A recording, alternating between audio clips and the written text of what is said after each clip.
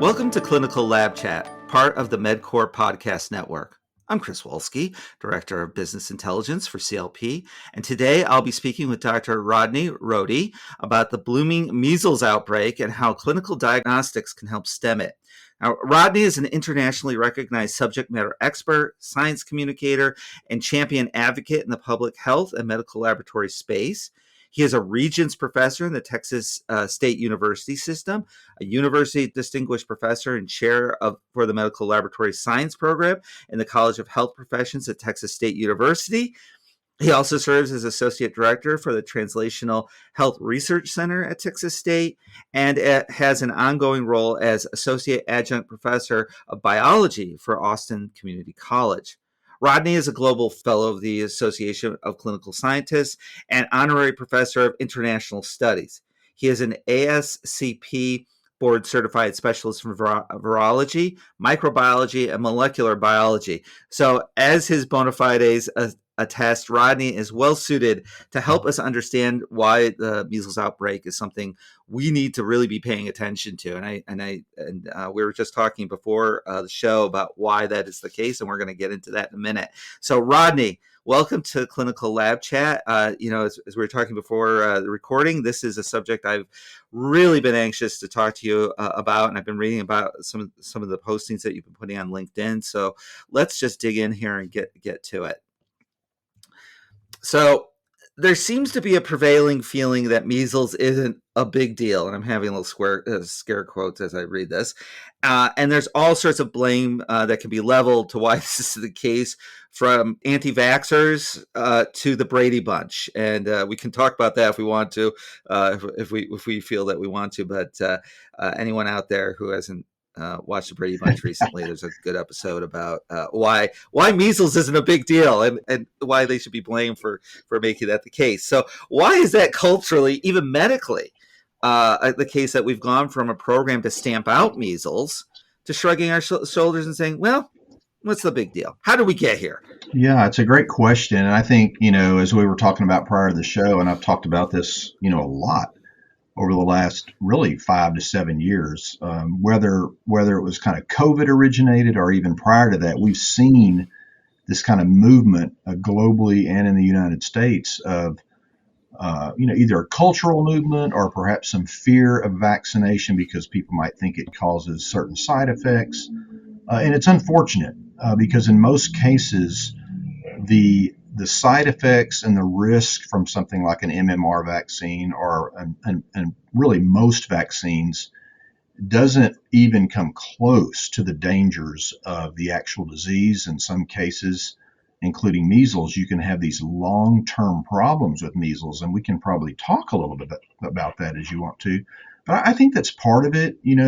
I think we've talked about this before in different situations where, and I've always said this, I'm 56 years old, and I can remember growing up, and I knew my grandparents really well. My grandmother on my dad's side lived to be 100, and she had 4 kids, and she talked all the time, Chris, about, they were terrified of polio and diphtheria and measles and mumps and the other things that, childhood, especially vaccines that we take for granted, right? And so I think it's really sad at times that I think we've kind of, in some ways, because of vaccines, because of antibiotics, because of antivirals, all these wonderful medical innovations and achievements over the past 50 years or so, in some cases, people have forgotten from their collective memories sometimes. And that includes, in some cases, healthcare, because we literally have healthcare professionals that have never seen a case of certain things. And so, I guess in some ways that can explain it culturally maybe and how we kind of have approached things, but we really need to be careful because as we see right now, I looked this up today just so I could share it with your show. Right now, according to the CDC and other data collection points, we have about 58 cases in 17 jurisdictions across the United States of measles. And that's the same number as we saw in all of 2023. Yeah. And believe it or not, we actually, at least from what data showed us, we had eliminated measles from the U.S. in the early 2000s. So measles virus is a virus that is found primarily in the human host.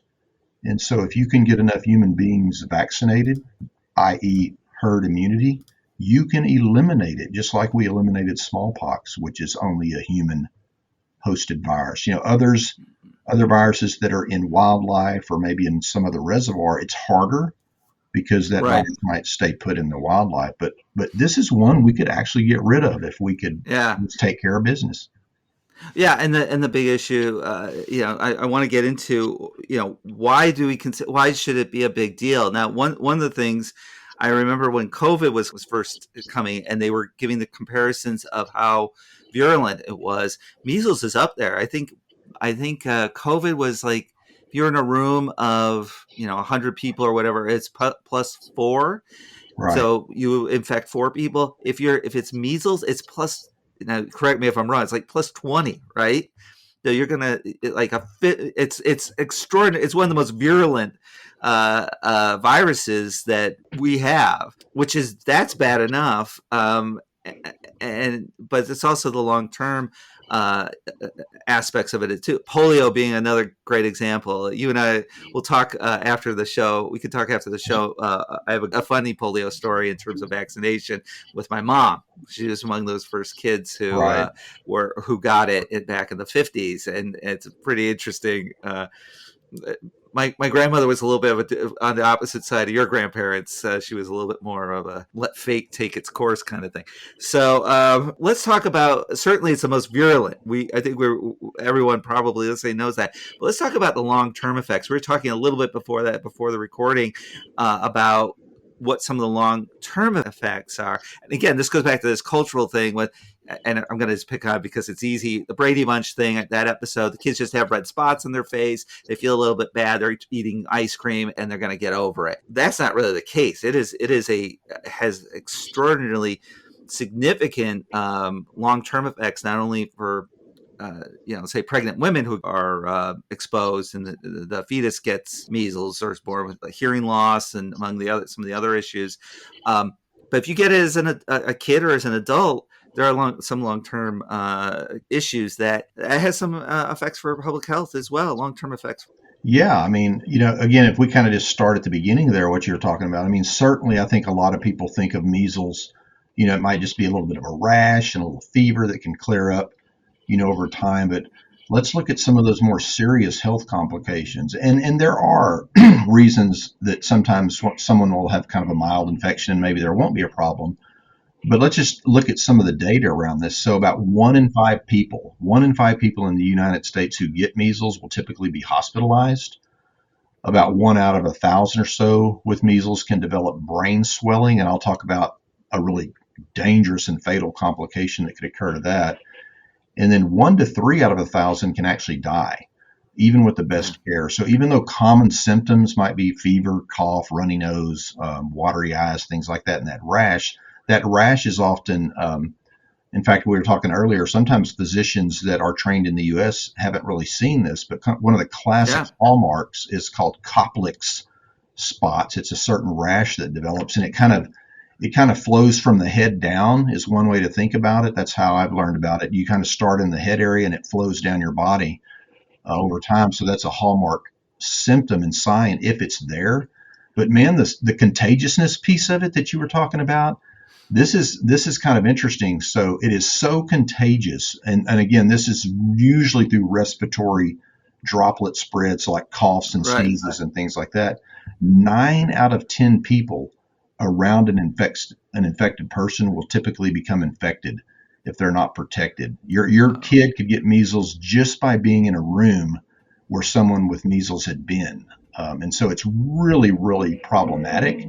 Likewise, on top of that, that super contagious issue is that we know that typically measles can be spread 4 days before someone has it and 4 days after. So now you've got wow. this window of time where you may not even know someone's sick. So they're coughing and sneezing in a classroom. It's just an issue, right? So you really want to be thoughtful about vaccination and make sure you're not dealing with that.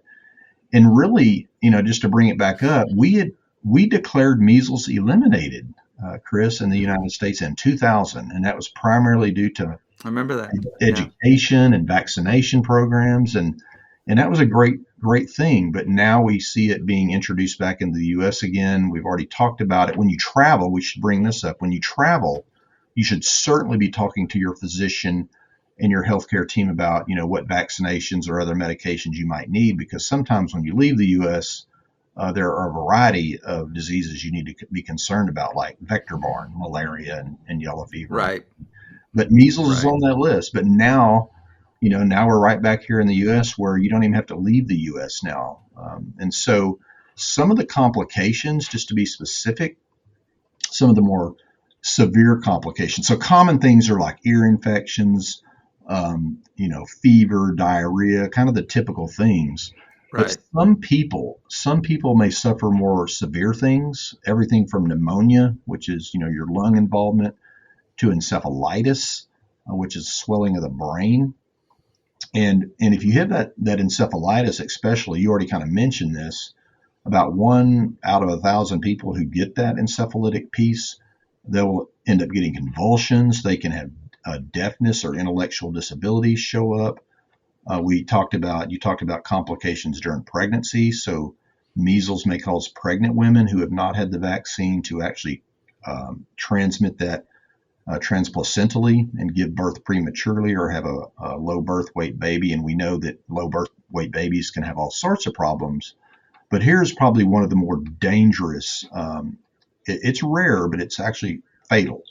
And so sometimes you can get something called subacute sclerosing panencephalitis. That sounds horrible, doesn't it? It's Yeah. the acronym is SSPE, and it's super rare, but it's a disease of the nervous system that usually results from a measles infection acquired earlier in life. And so this typically develops 7 to 10 years after someone has had measles, even if you've kind of fully recovered. And it is a rare thing, but when it happens again, it can be very fatal. So the risk of that is higher for people who get measles before they are 2 years of age. So Okay. again, one of the reasons when people ask about, it might just be minor and it might not be a big deal. Well, maybe. I mean, so the idea is, are you willing to roll the dice, not only for your own child, right? So I always bring this up. A 2 year old or younger, they can't advocate for themselves to have a vaccine. So in some cases, it's the parent or the caregiver's, thought process is, what are we doing here? And do we want to protect Right. that child from future issues? That's number one. Number two is, because of that contagious nature, it's also community public health. And I can't Yeah. emphasize this enough. I mean, I don't know how many times I and other experts have talked about this. It's not a me game. It is a Yeah. we game. And we really should be thinking about those around us who are immunocompromised. What if your child is spraying measles virus in a daycare? I mean, the list goes on and on. In a nursing home, in a whatever Yeah. the situation is, it's not just about you and your child. It's about everyone around you that may not understand that you aren't vaccinated. So that's one of the big issues for me, is that people need to Yeah. think about that circle that's around them, and it's not just themselves. Yeah, I think that, and certainly, I believe everyone has the right to privacy and Sure. et cetera. But I think we really have a really funny relationship with public health in the United States, particularly now. I think that you take a look at, again, I mentioned briefly about my mom, and I'll go back to that briefly, although this is more of a vaccination thing. When she told me what it was like when they got the vaccines, they put posters up. You went home, got your permission slip signed by your mom. You queued up with everybody else. It was an injection at the Yeah. time, and all these kids are getting injected like in mass. So they Right. had this in mass thing for public health reasons, because every kid knew some kid who had Right. polio in their Right. class. She knew one girl who had polio in her class, and Yep. and there's a lot of people that you'd be surprised who, famous people from that generation who Right. had who had polio that they've survived, but they've had some health issues Right. because of that. And Right. uh, so I think that we really, this may be a topic for another show, but I do think that we do have a funny relationship with individual. It's all about me, and I have to have agency over my own life, Right. which I agree with. But also, you also have to realize that if you get sick and you're breathing on somebody else, you're getting that person sick. They want to have agency on their Yeah, I life think too, and there's a bigger issue with right. public health. Right. And that certainly gets into a topic that we could probably talk about, For an forever. But I hour. mean, one of the things I've heard several times, and I tend to really like to think about it this way, is that when your rights as an individual, and I agree too, Chris. I mean, I like my rights as an American Yeah, for and sure. as a global citizen, but when my rights interfere with another person's health, that's a different type of Yeah, mindset. And so I would right. never want to be responsible for spreading some dangerous infection to someone's grandmother or someone's infant Absolutely. or whatever, even a healthy young adult. So any more than I'd want to get behind, the wheel of a car drunk and Right. run over somebody. So, I mean, I think sometimes Right. we forget that we already have laws and regulations to protect people. We have license so that people don't fly planes that aren't ready to fly them. I mean, there's all these things we input, but we Yeah. kind of forget that when it comes to health. And Yeah. I'm not sure how we got here. Um, but it's a problem. And again, we could talk about this ad nauseum, going back to Andrew Wakefield and his publication and all that. But the big picture here is that we need to start, I think, keeping in mind how critical it is for those around us. I keep talking about community public health. It is so Yeah. important. If the pandemic I didn't agree with you. remind us of nothing else, it's real easy to forget about how terrified people were at the beginning of the pandemic. And it's terrifying. If Yeah. you are 75 years old in a nursing home, maybe you didn't think that way if you weren't in that situation, or you were Yeah. compromised. But you know 1.2 million people are dead now, and it's really easy to forget that oh, now we have the vaccine and I don't have to take it. It's not a big Right. deal. Right. I Well, and guess and yeah. Yeah. it's just a hard thing, I think, for people that are in public health and the healthcare community to Yeah, know. I think it is certainly and I've read about what it was like with the flu pandemic, and you and I can talk about that off camera. Maybe that's another show, but Yeah, it wasn't that different in some ways. There was right. violence, and health inspectors were carrying guns. I mean, it was kind of Yeah, nuts back then as well. So okay, so we've talked about the seriousness. We talked about how we've gotten off track with eliminating measles. So you've talked you've posted a number of things on LinkedIn and other places about uh, diagnosing measles and why it's important. So how does that work, and why does it matter? You got it. Okay, so yeah, why does it matter, and how do you go about diagnosing yeah. measles? So there's really kind of a two-pronged way of thinking about this. So I'm going to talk about it from the standpoint of the lab. So a laboratory confirmation is always important in my mind for Right, any infection, but certainly the physician side, healthcare provider side, that's going to see signs and symptoms, really critical, right? So we always need that to happen for whatever.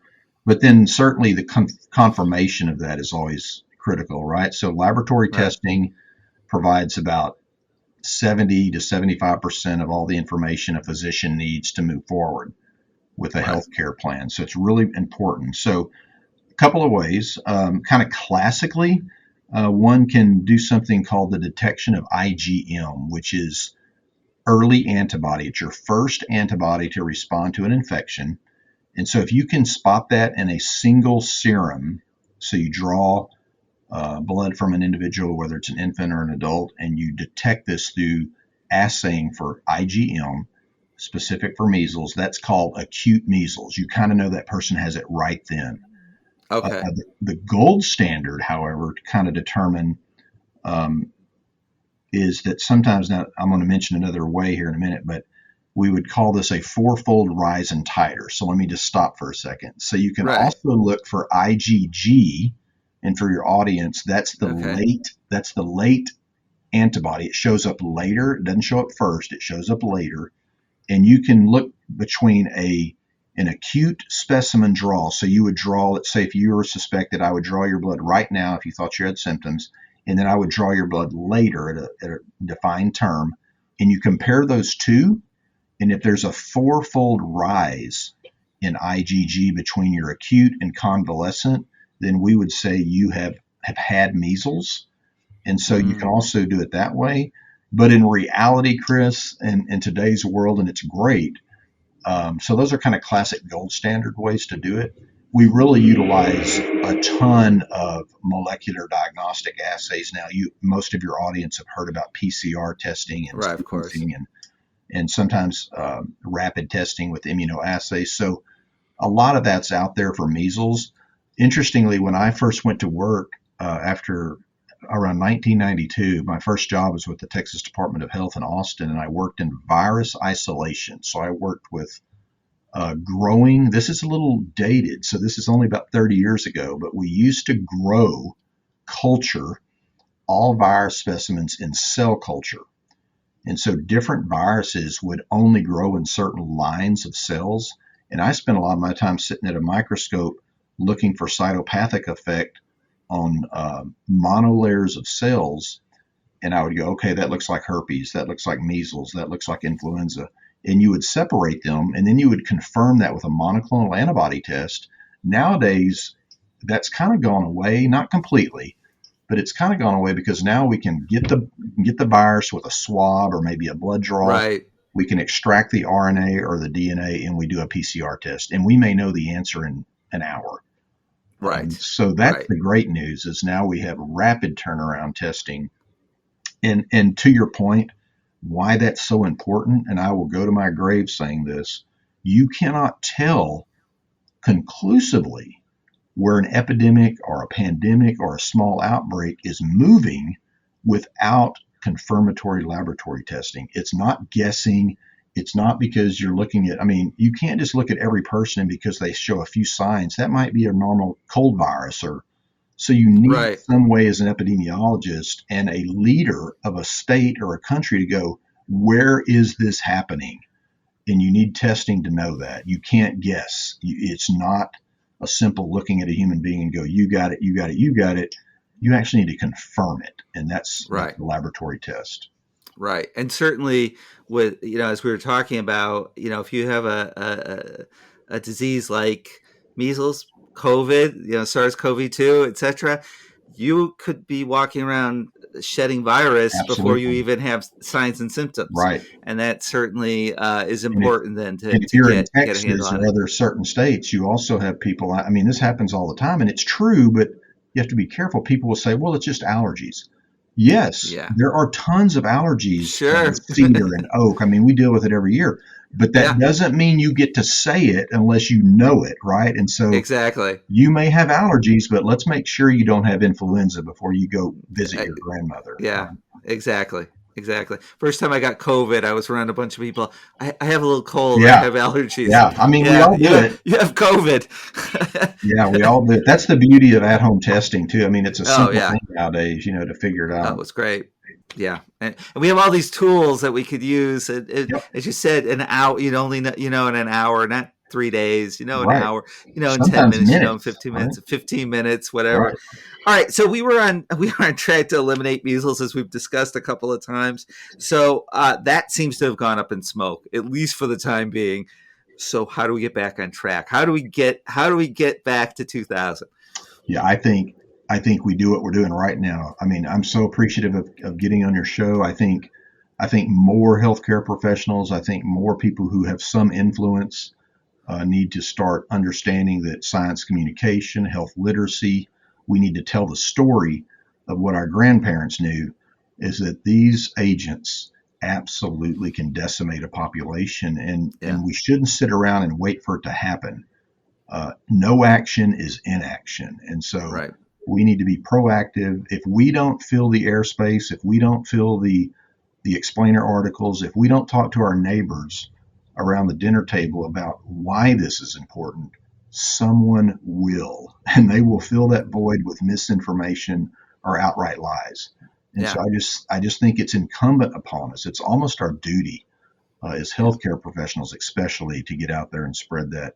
To spread it, we need to spread a different type of Yeah. information, and that's Yeah, truth. Right? exactly. Exactly. And a lot of that is, one-on-one family members, friends.